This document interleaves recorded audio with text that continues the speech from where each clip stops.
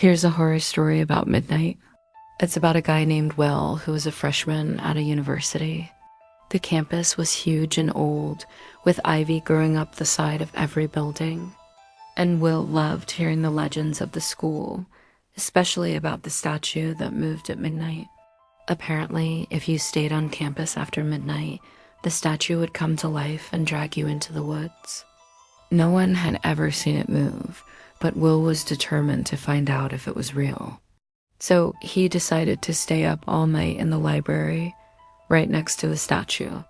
As the clock struck 12, he watched as the ivy on the statue seemed to writhe and twist. Then the eyes, which were made of rubies, started glowing red.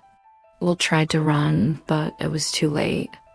The statue was now moving towards him, its hands outstretched, and Will could feel its cold, dead fingers wrap around his ankle, and then everything went black.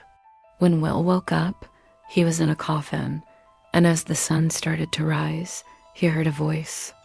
"You shouldn't be here." Will turned to see the face of his professor, Ingram, who was kneeling beside him. "You shouldn't be here," she whispered again, her eyes filled with a dark, haunting sadness. Will realized that he wasn't in the library anymore.